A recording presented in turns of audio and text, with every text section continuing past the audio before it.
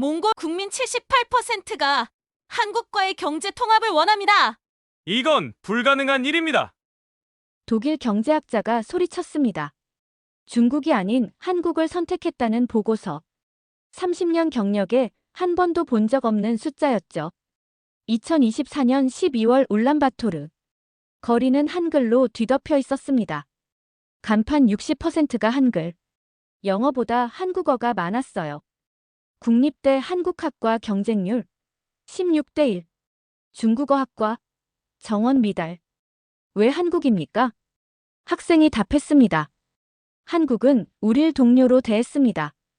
중국은 72시간을 기다려도 답이 없었지만 한국은 72시간 만에 왔습니다. 중국이 30억 달러를 던졌지만 거절당했습니다. 한국은 돈이 아니라 기회를 줬죠. 도대체 무슨 일이 벌어진 걸까요? 그 답은 2015년 시작된 단 하나의 약속, 그리고 9,847명의 청년에게 있었습니다.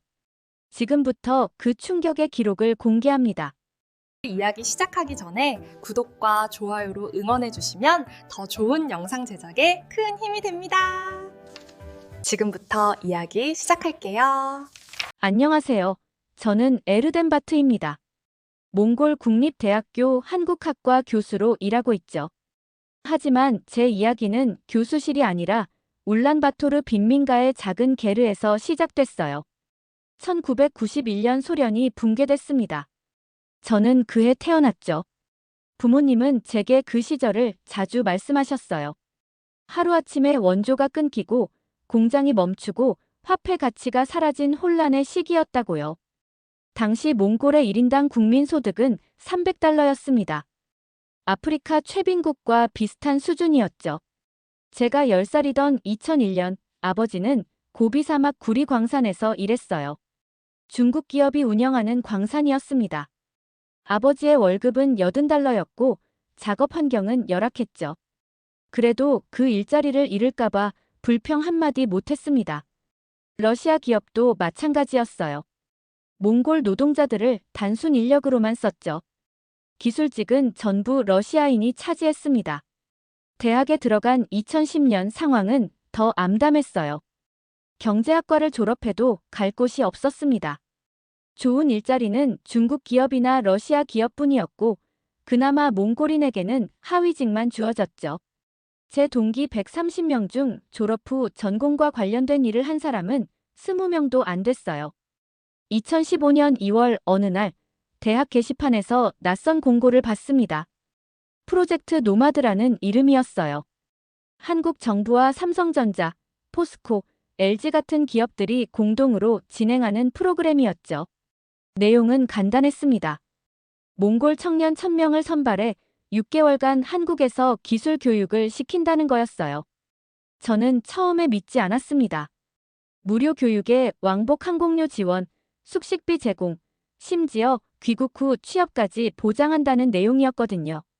중국 유학 프로그램은 학비를 자비로 내야 했고 취업 보장도 없었어요. 러시아 프로그램도 마찬가지였죠.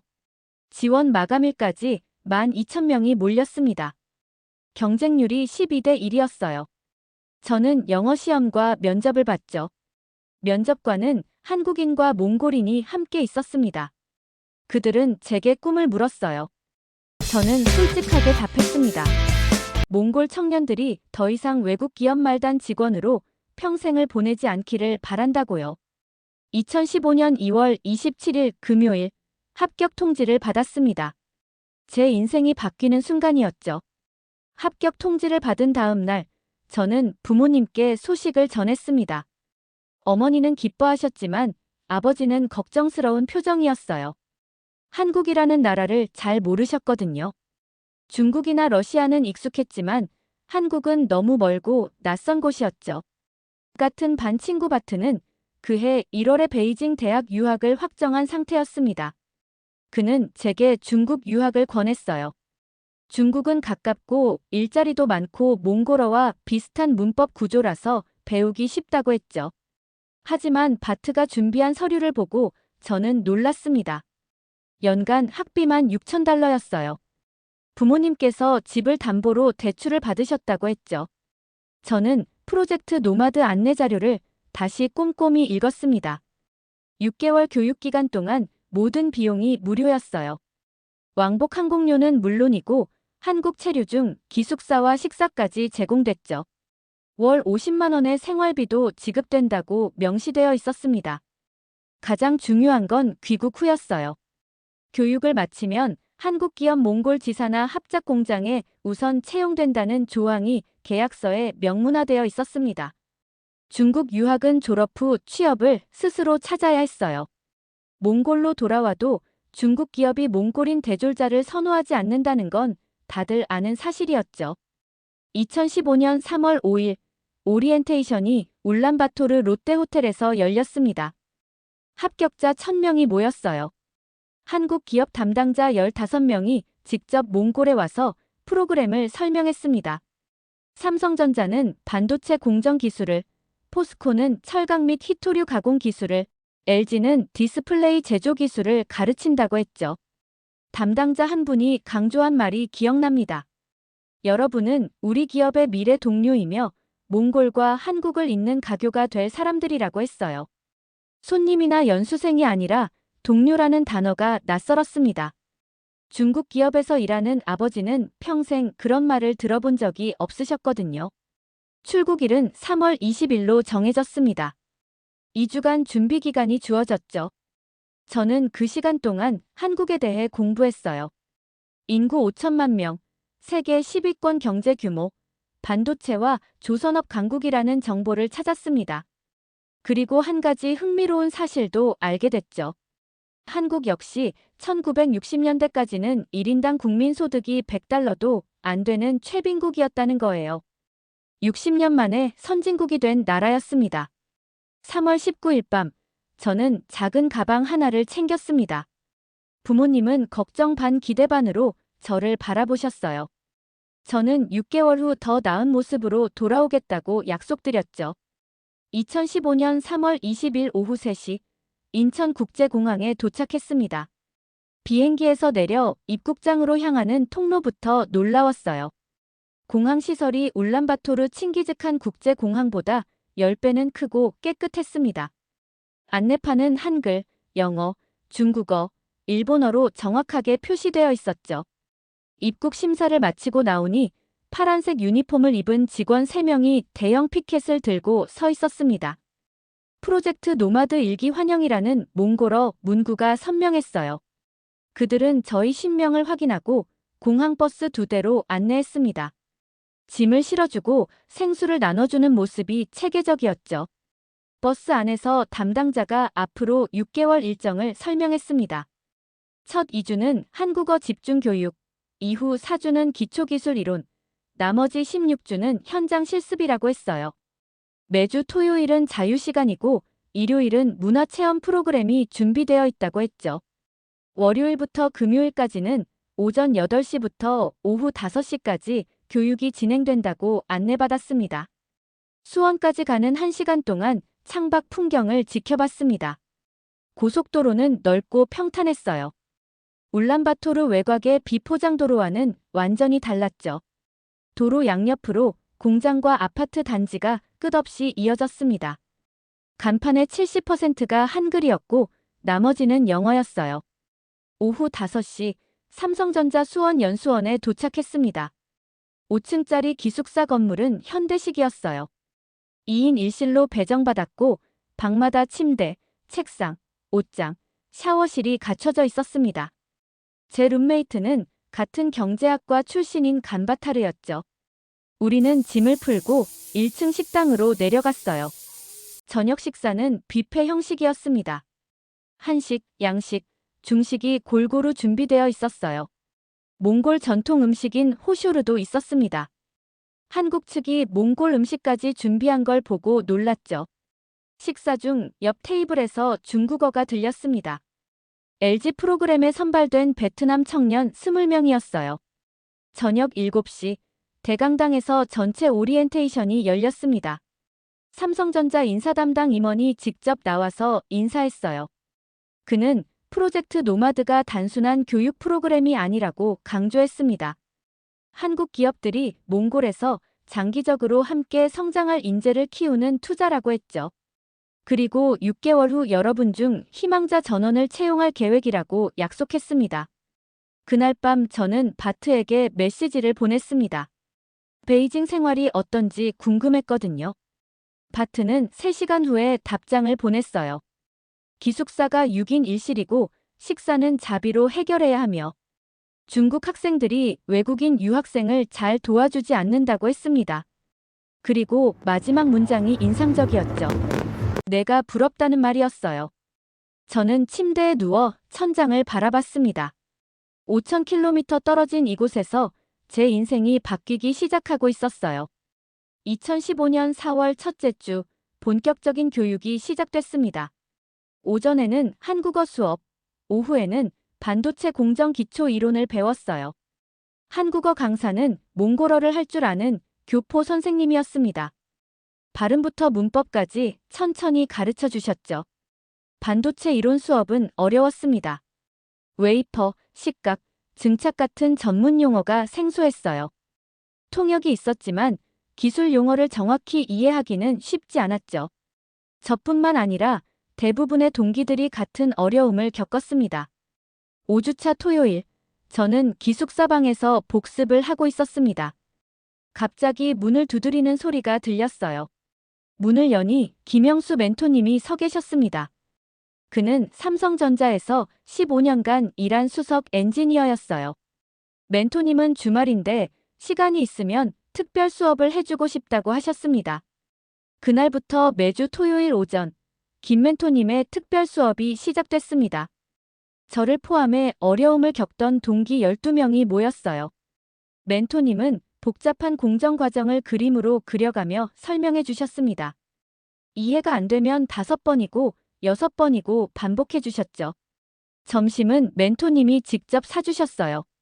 12주차가 되자 실습이 시작됐습니다. 수원 공장 클린룸에 들어가 실제 장비를 다루는 교육이었어요. 방진복을 입고 에어샤워를 거쳐 들어간 클린룸은 제게 완전히 새로운 세계였습니다. 한국 엔지니어들은 실수를 해도 화내지 않았어요. 대신 왜 그런 실수가 발생했는지 분석하고 재교육 기회를 줬습니다. 2015년 6월 15일 월요일 오전, 어머니에게서 급한 전화가 왔습니다. 아버지가 광산 사고로 다리를 크게 다쳐서 울란바토르 병원에 입원했다는 소식이었어요. 수술비가 최소 3,000달러는 필요하다고 했습니다. 저희 집에는 그런 돈이 없었죠. 저는 당황한 채로 프로그램 담당자 박수진 과장님을 찾아갔습니다. 사정을 설명하자 박 과장님은 즉시 상부에 보고하겠다고 했어요. 2시간 후 박 과장님이 다시 연락을 주셨습니다.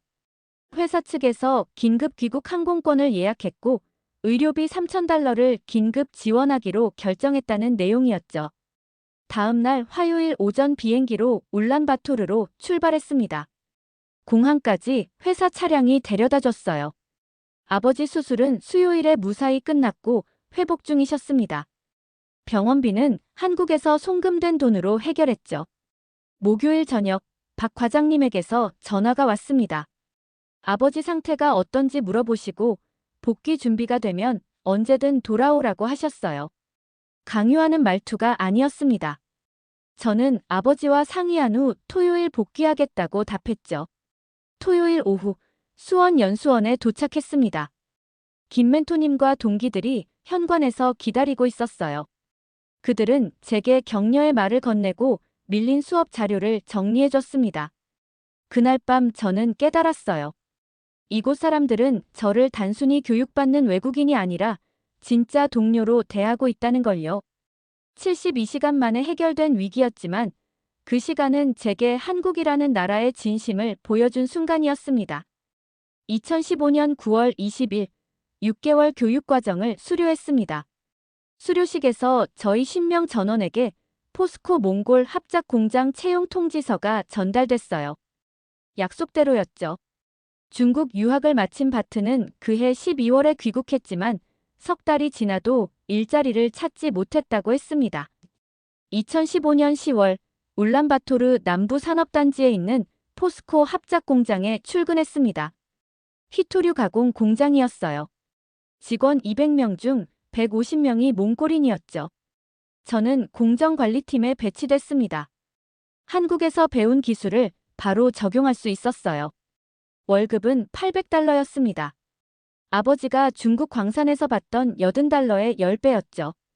2016년 3월 프로젝트 노마드 2기 모집이 시작됐습니다. 이번에는 지원자가 1만 5천 명으로 늘었어요. 1기의 성공 사례가 입소문을 탄 거였죠. 2기도 1,000명이 선발되어 한국으로 떠났습니다. 삼성전자뿐만 아니라 LG전자, 현대자동차, SK하이닉스도 프로그램에 참여했어요. 저는 2017년부터 2024년까지 울란바토르의 변화를 직접 목격했습니다. 가장 눈에 띈 변화는 거리 풍경이었어요.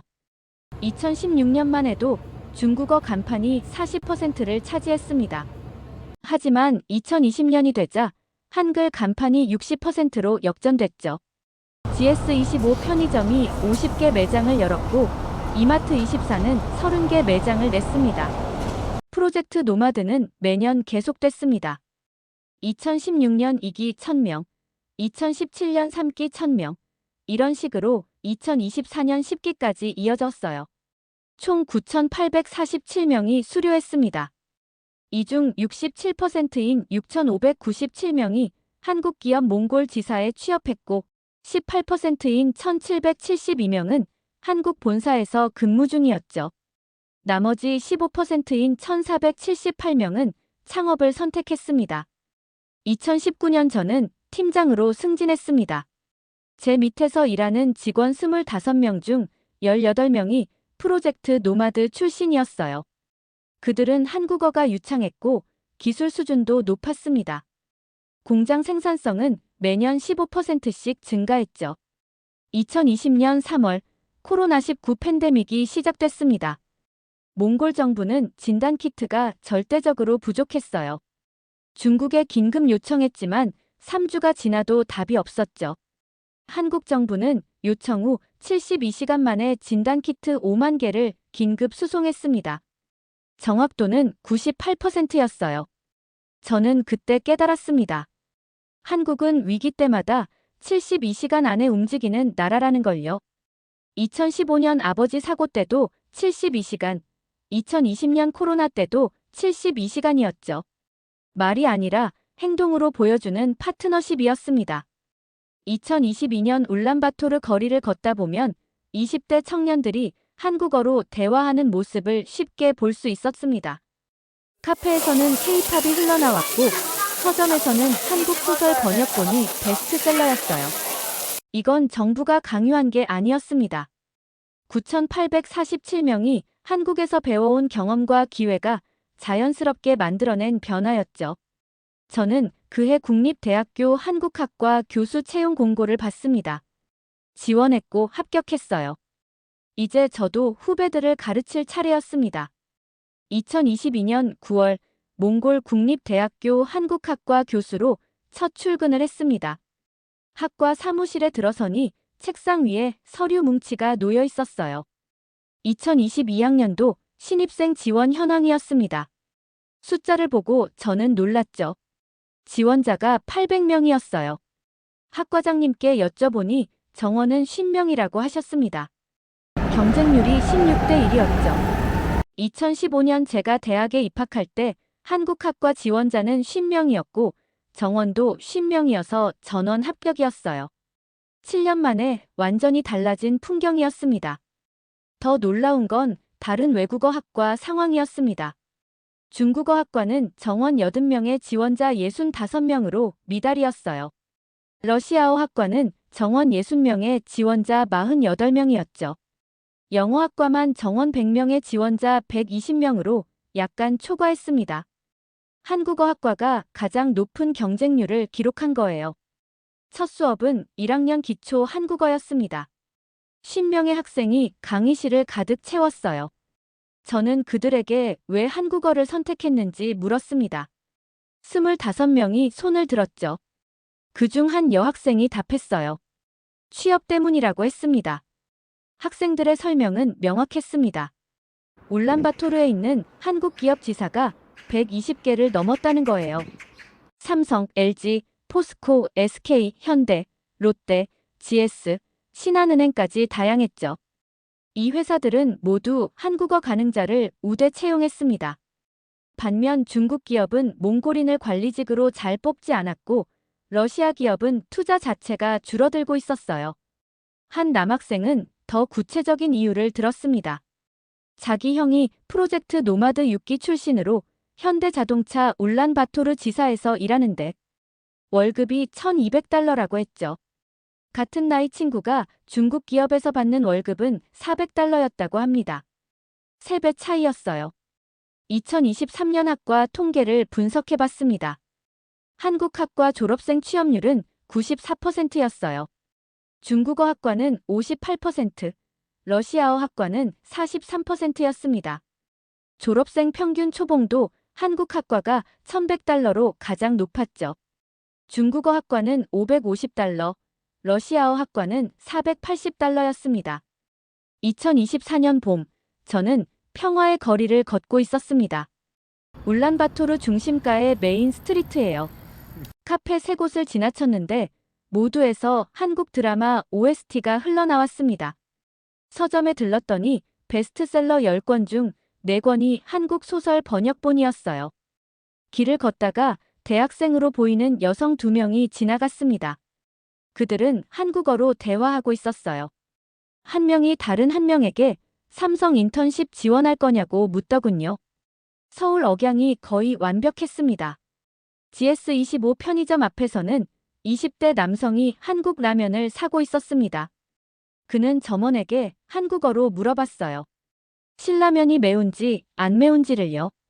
점원도 한국어로 답했습니다. 두 사람 모두 몽골인이었죠.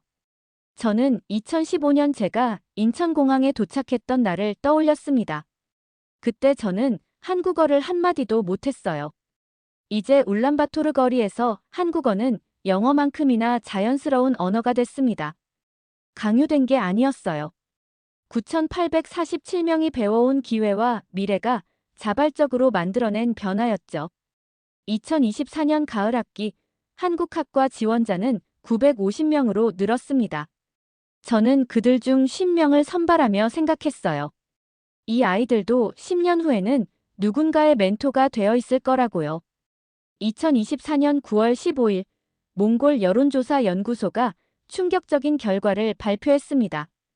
몽골 국민 2,000명을 대상으로 실시한 한국과의 경제 통합 지지도 조사였어요. 결과는 78%가 찬성이었습니다. 저는 연구소에서 발표한 상세 보고서를 입수했습니다. 연령대별 분석이 흥미로웠어요.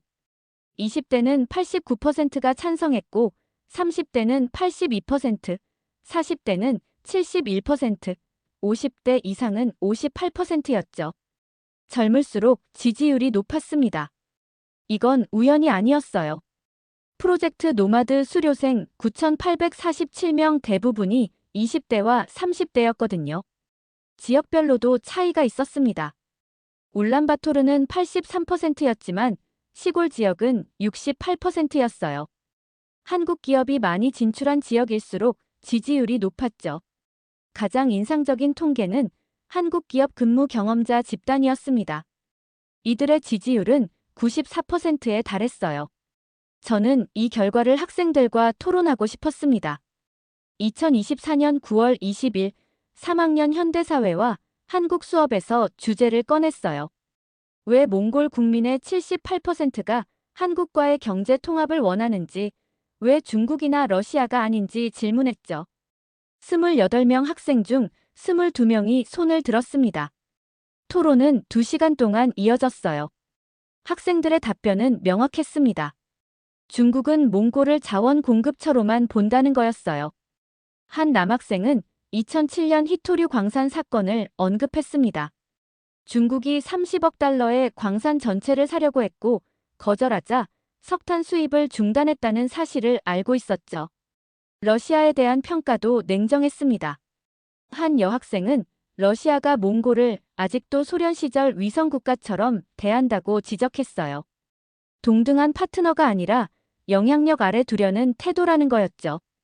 반면 한국에 대한 평가는 달랐습니다. 프로젝트 노마드 출신인 한 학생이 발언했어요. 자기 누나가 5기 출신인데 한국에서 6개월 동안 단 한 번도 차별받았다고 느낀 적이 없었다고 했습니다. 한국 엔지니어들이 몽골 연수생을 하급자가 아니라 미래의 동료로 대했다는 거예요. 또 다른 학생은 경제적 수치를 들었습니다. 중국 기업 몽골 지사 관리직 중 몽골인 비율은 15%였어요. 러시아 기업은 20%였죠. 반면 한국 기업은 65%였습니다. 의사결정권을 현지인에게 넘기는 비율이 압도적으로 높았어요. 한 학생이 2020년 코로나 상황을 언급했습니다. 중국에 진단키트를 요청했을 때는 3주를 기다렸지만 한국은 72시간 만에 보냈다는 사실을 기억하고 있었어요. 위기 때 누가 진짜 파트너인지 확인했다는 말이었죠. 토론 마지막에 한 여학생이 핵심을 짚었습니다. 한국은 몽골에게 물고기를 준 게 아니라 물고기 잡는 법을 가르쳤다는 거예요. 프로젝트 노마드는 단순 원조가 아니라 기술 이전이었고 한국 기업 투자는 착취가 아니라 공동 성장이었다는 분석이었습니다. 저는 그날 수업을 마치고 연구실로 돌아왔습니다. 창밖으로 평화의 거리가 보였어요. 한글 간판들이 저녁 네온 사인을 밝히고 있었죠. 78%라는 숫자는 단순한 통계가 아니었습니다. 그 안에는 존중받고 싶은 욕구, 동등한 관계에 대한 갈망, 그리고 약속을 지키는 파트너에 대한 신뢰가 담겨 있었어요. 저는 노트에 한 문장을 적었습니다. 원조가 아니라 존중이 이 결과를 만들었다고요. 2024년 12월 15일 일요일 오전 10시 몽골 국립대학교 대강당에 3,000명이 모였습니다. 프로젝트 노마드 10주년 기념식이었어요. 1기부터 10기까지 수료생 9,847명 중 30%가 참석한 자리였죠. 저는 무대 옆에 서서 객석을 바라봤습니다. 첫 줄에는 1기 동기 10명 중 42명이 앉아 있었어요. 우리는 10년 만에 다시 모였습니다. 간바타르는 삼성전자 울란바토르 지사장이 됐고, 볼드는 원격 의료 스타트업 대표였으며, 에르데네는 포스코 합작공장 부장이었죠. 2층 객석에는 2기부터 10기까지 수료생들이 자리했습니다. 그들 중 상당수가 한국 기업에서 일하고 있었어요. 일부는 창업을 했고, 일부는 정부 기관에서 일했습니다. 공통점은 하나였죠. 모두 한국에서 배운 기술로 몽골의 미래를 만들고 있다는 것이었어요. 오전 11시 개회식이 시작됐습니다. 몽골 교육부 장관이 먼저 연단에 올랐어요. 장관은 1991년 소련 붕괴 직후 몽골의 1인당 국민 소득이 300달러였다고 말했습니다. 2024년 현재는 1만 2천 달러라고 덧붙였죠. 33년 만에 40배 성장이었습니다. 장관은 이 성장의 핵심에 프로젝트 노마드가 있다고 강조했습니다. 9,847명의 청년이 한국에서 배워온 기술이 몽골 경제를 바꿨다는 평가였어요. 단순히 돈을 받은 게 아니라 스스로 성장할 능력을 얻었다는 말이었죠. 삼성전자 부회장이 두 번째로 연단에 올랐습니다. 그는 2015년 첫 번째 신명을 한국에 데려갔던 순간을 회상했어요. 당시만 해도 이 프로그램이 10년 동안 이어질 줄 몰랐다고 했습니다. 하지만 1기의 성공이 2기를 만들었고 그 성공이 계속 이어졌다는 거예요. 부회장은 한국 기업들이 몽골에 투자한 이유를 설명했습니다. 자원 때문이 아니었어요. 함께 성장할 파트너가 필요했기 때문이라고 했죠. 그리고 몽골 청년들이 그 기대를 넘어섰다고 평가했습니다. 오후 2시 제 차례가 왔습니다. 저는 폐회 연설을 맡았어요. 연단에 올라 3,000명의 얼굴을 보며 2015년 3월 20일을 떠올렸습니다. 인천공항에 도착했던 그날, 저는 한국어를 한마디도 못했고 반도체가 뭔지도 몰랐죠. 저는 마이크 앞에서 말했습니다. 우리는 한국에게 원조를 받은 게 아니라고요. 우리는 함께 성장할 기회를 받았다고 강조했어요. 한국 기업들은 우리를 값싼 노동력으로 보지 않았습니다. 미래의 동료로 봤죠. 그 차이가 오늘의 결과를 만들었다고 말했어요. 저는 통계 하나를 언급했습니다. 2024년 9월 여론조사에서 몽골 국민의 78%가 한국과의 경제 통합을 지지했다는 사실이었어요. 20대는 89%였죠. 이건 단순한 경제적 이익 계산이 아니라고 설명했습니다. 존중받고 싶은 욕구, 동등한 관계에 대한 갈망이 만든 결과라고 말했어요. 저는 마지막 문장으로 연설을 마무리했습니다. 5,000km는 거리가 아니었다고요.